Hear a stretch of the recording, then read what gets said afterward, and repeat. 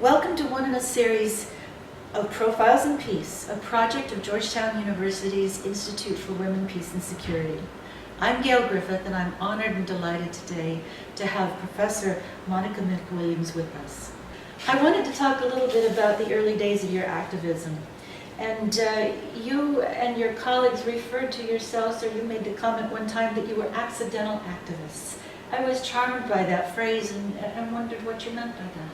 Well, we had been accustomed to being activists on the issue of civil rights, and obviously we'd watched what had happened in the United States in the late 60s, and eventually that civil rights movement came across the Atlantic right here to Northern Ireland, where people rose up and demanded their civil rights, and it was the right to a job, it was a right to a house and a right to vote. And I remember marching, and I was very young. I was only at school at that time. In fact, I had to change out of my school uniform. We were accidental activists because we had such a variety of activism. We became involved in women's rights activism. We were opening shelters and refuges for women not far from here. Women had nowhere to go when they were being abused in their own homes. They were wandering the streets. So I remember taking over a house and squatting in it until we were given it by the public sector to convert into the first shelter for women. And then we realised that there was going to be peace talks. And so there were women who had been campaigning for peace activists. 2 of them had won the Nobel Peace Prize. And there were women who had been on all different kinds of anti-poverty campaigns. So that kind of activism came from all over, and we accidentally fell into being politicians. We felt we'd been politicians with a small p, informal politics. But this opportunity came to get engaged in formal politics because you had to get elected as a party to get to the peace table. And so literally within the space of 6 weeks, we founded a party. We produced manifestos, we developed policies, we went out and canvassed all over the country. 70 women stood for election, and many of them didn't even want anyone to know that they were politicians, that they were standing for politics. Because politics had such a bad name here.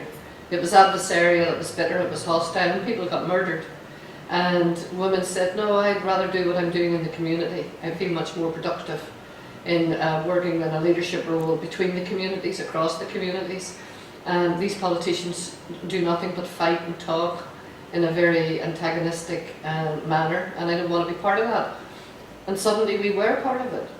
And that's how we describe ourselves, as accidental activists and politicians.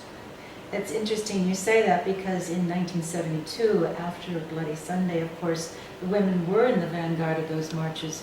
But they were later written out of the history of those marches and really out of that chapter of the struggle. How is that? How did that happen? Well, it happens and it shouldn't happen, and projects like yours should make sure that it doesn't happen by collecting the archival history. I have a famous photograph showing the women linking arms at the front of a march of 150,000 people. It was the week after Bloody Sunday, and there was black flags flying from all the houses. And the women had organised that march, but suddenly they discovered that the men were all lining up to take the front. And they turned around and said, look, we've organised this, and we believe that we should today, for once, be at the front of the march. And they linked arms. It's the only photograph we've got of them. They've literally been written out of their history. I'd say that these are women with no names because no one remembers their names. We do, because they were our friends.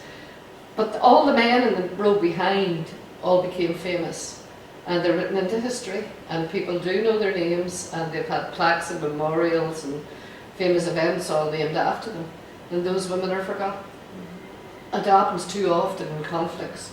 And it was those women who had put the civil rights campaigns together, behind the scenes, organising, the old typewriter, in a little attic room. I remember going to see them all. They were like little busy bees, and they were the ones who made sure everything happened.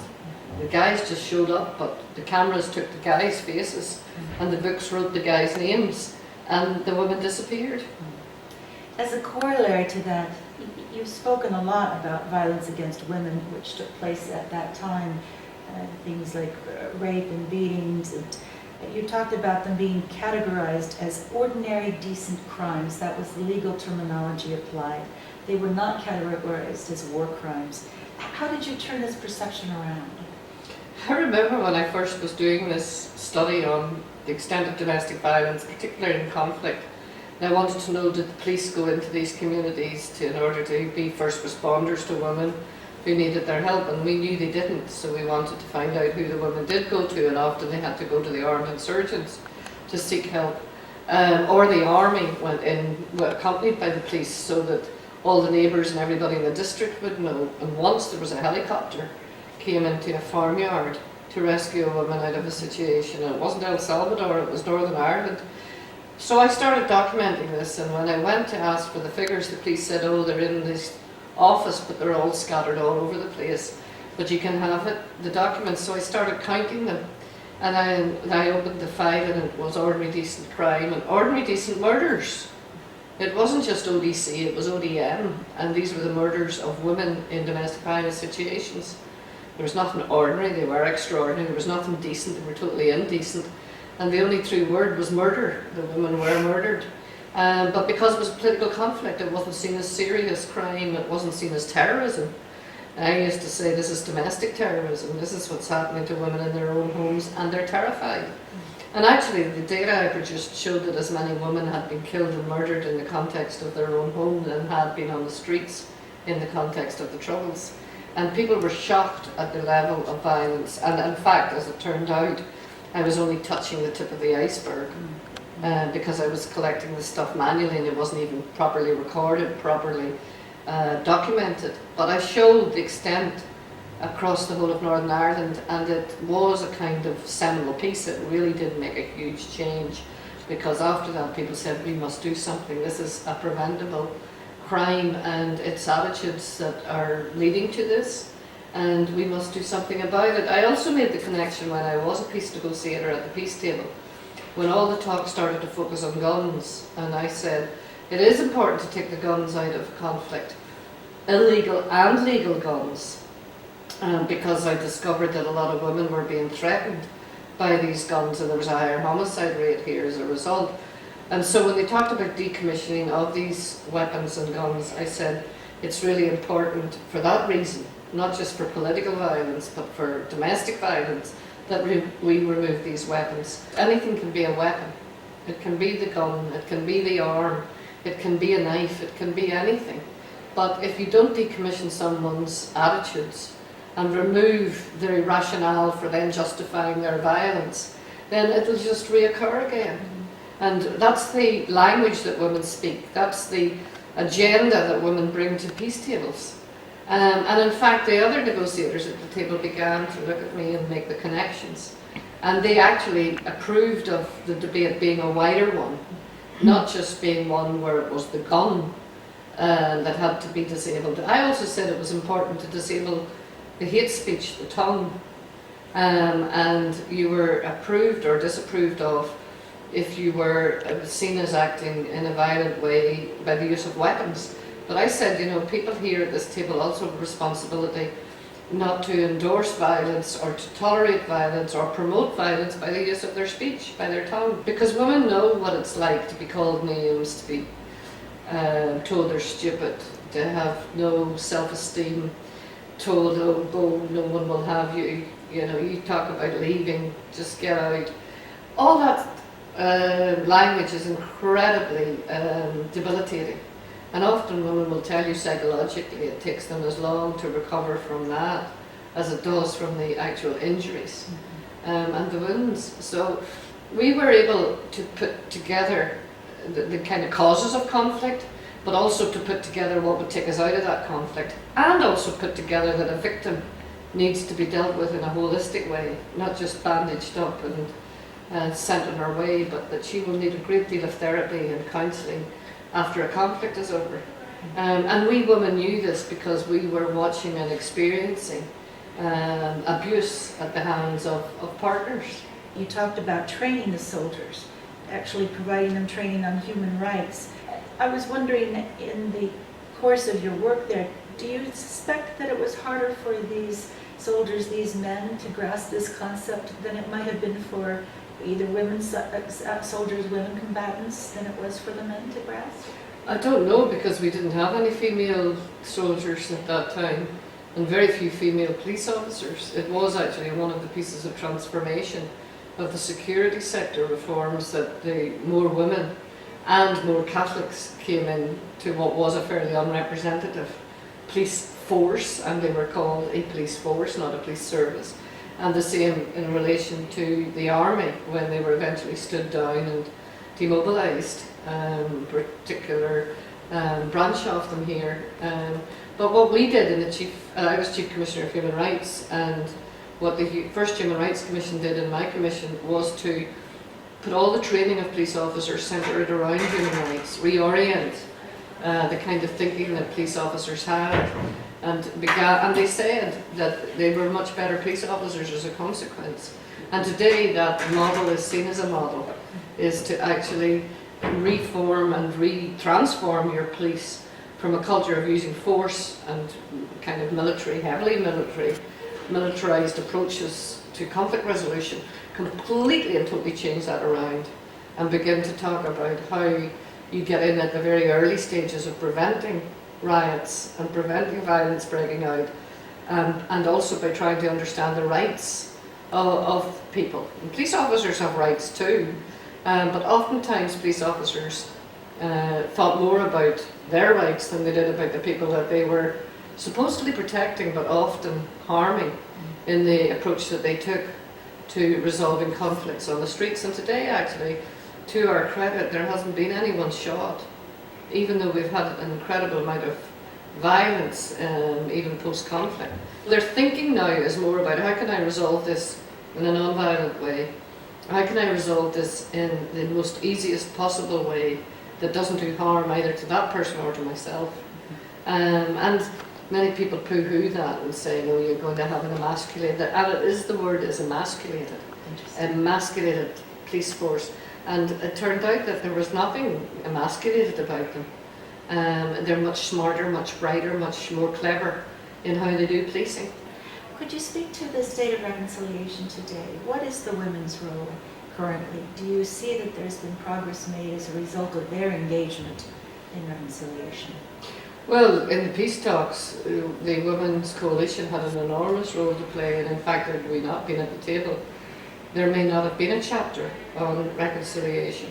It was the Women's Coalition that put those words in and talked about paying attention to young people and resources for our youth in the future, because in any conflict we know young people can romanticise violence. So we wrote in about integrated children in schools, integrated education, shared spaces, shared education, mixed housing so that they wouldn't be brought up in segregated ghettos and areas where they were strangers to each other in the way that I had been brought up.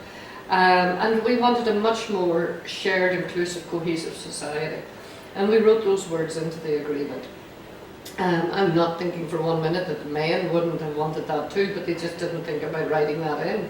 And if you don't negotiate and put those things in, you can't come crying afterwards looking for resources to do it.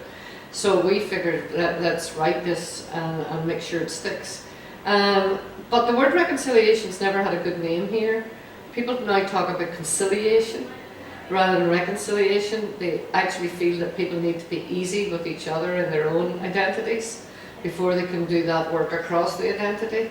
They also feel that we need to have done more work on dealing with the past, that the peace agreement was dealing with the consequences of the conflict and not the causes, and that we need to now find spaces where we can start talking about what really caused this so that we can prevent it occurring again. But the women have always been accomplished at reaching out to women in other communities. That was just the nature of domestic violence. You didn't ask, are you a Protestant woman being abused, or are you a Catholic woman being abused?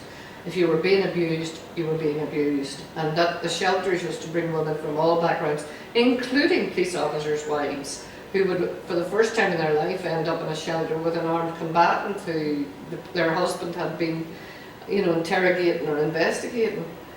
So it was just this really incredible space that opened up. And I always say that conflict can open up that kind of space that can close down so easily afterwards. And us women were congratulated on the wonderful job we'd done to create the ceasefires, to create the peace agreement, and then told, now you can go home.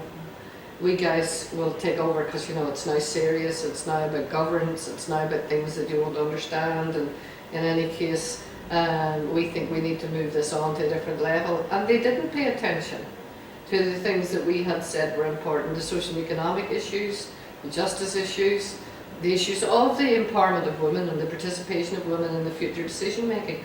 Those all got wiped out. Had I had to go back and negotiate, I would have put benchmarks and timetables and targets in on those provisions.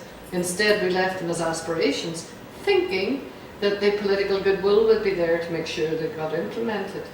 Political goodwill couldn't have cared less when the men got to sort it out and to share government. They shared it between themselves and didn't share it out with others. And so it's become a very kind of closed type of decision making, closed certainly to women.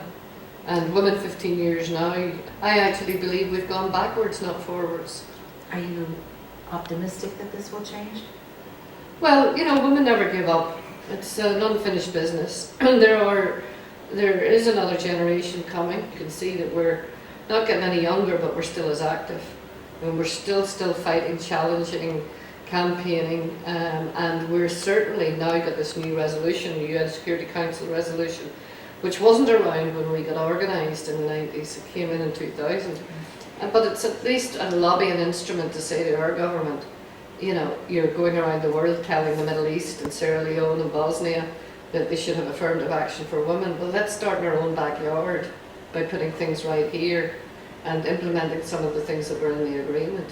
And do you see a young generation coming up of women? Are you encouraged? Are there many of them? I would love to say I am, but I have to say, from my position as Professor of Women's Studies, I teach a lot of courses on gender and crime, gender and transitional justice, and those students are keen. But the other students tend to be switched off politics here. They can't wait to get out of Northern Ireland. Some of them leave and never come back because they don't see anything changing, certainly not as quick as they would want, including my own sons who have left. But the women, younger women, some will say that they now believe they have equality, and I don't know where they get that sense from. Maybe because the universities are now opening up and it wasn't the case in years gone by. And I also see a great emphasis on their body beautiful stuff. And it may be that our schools are still so traditional, and that the women here see motherhood as their number one role, career always second. Although they've got good education system, it's still pretty patriarchal and conservative in terms of how they see themselves and their roles. And if you feed them that diet and don't show them the alternatives, because they don't see women in politics, they don't see women in the media, they don't see women in business. So where do they see women? As mothers, as wives. But they will leave that career once they have children. And those are the kinds of changes that we have been campaigning on. I would like to say that there's a whole different generation coming along compared to mine. I think we were the activists, and we are having the ones that are having a hard time convincing the next generation. We did this not just for us, but for you too, and you need to take up the baton. I understand that you had brothers, that you worked in the potato fields alongside of them. And I was wondering what that was like. Was there parity? Did you feel that you were doing the same kinds of work your brothers were? How was that? As they say, parity like charity starts in the home. And in our home, the boys always got first of everything, priority. We girls were often told to serve them at the table. And I remember rising up one day and saying to my mother, my brothers have 2 legs, 2 hands, and a mouth like me. You know, can't they get this for themselves? And she said, no, I don't want any rows here in this house. This is the way we've always done things. And we were also children sent to the potato fields. The school would close during the potato picking season, and we would go for a week, and it was a way of making some extra money. The farmers needed the child labour, and it wasn't seen as child labour. We all enjoyed ourselves as well because it was a week off school. But we girls, my sisters and myself, earned half of what the boys earned, even though some days we were carrying back baskets that had more weight in them for the potatoes than the boys. But it was just automatic that the boys got £1 and we girls got, that was 20 shillings, and we got 10 shillings. And the explanation for that was? Because you're girls. That was it. And we could have been big, strapping, strong girls, twice the size of these skinny little boys. We were still only going to get 10 shillings. So I learned very early on in my life what equal pay meant. I also learned very early on in my life something my mother said to me, which was, always make sure as a girl or as a woman you have your own money to fall back on. No matter what else you do in life, have that little bit of independence, because you never know when you might need it. And I remember thinking that's really sound advice. And from that day to this, I have always had my own little bit of money to call my own, and my own bit of independence. Because she had watched, obviously, what it was like to be dependent, having been a working woman. And automatically in those days, you had to give up your job. The laws of the land here said that once you were married, you had to stop working. Those laws weren't changed until the Sex Discrimination Act came in the 70s. Women couldn't be members of juries. They couldn't sit in a jury because somehow their decision making would be rattled compared to the decision making of a man. Those are the changes that we try to tell our young women that we had to campaign and fight for. And I remember our first marches that formed us into a women's rights movement were exactly around that. Well, they were not going to extend the Sex Discrimination Act to Northern Ireland because they said the only problem in Northern Ireland was religious discrimination. It wasn't sex discrimination, even though they had a big piece of legislation in the rest of Britain. And our first march took place from here, the city of Belfast, out to Parliament buildings. And we marched for equal rights for women in 1975, and that's how we got organised. So when the peace talks came, we had literally about 25 years of activism behind us. And we knew that we could get formed into a coalition or a party very quickly because we had 25 years of experience, of skills, of development, of campaigning, and also of bringing women from all sides together. And so those pre-existing networks were already in place. The question was, should we take the risk and go into politics? And my belief was that if we didn't, we would just end up sitting marginalised on the sidelines watching the guys get on with it. And also as a professor, I wasn't about to start saying, yeah, let me write about this, but don't ask me to do it. And then we said, okay, we must put all of the pieces together and get out, and action speaks louder than words. I can't thank you enough for doing this. You have given us all a roadmap.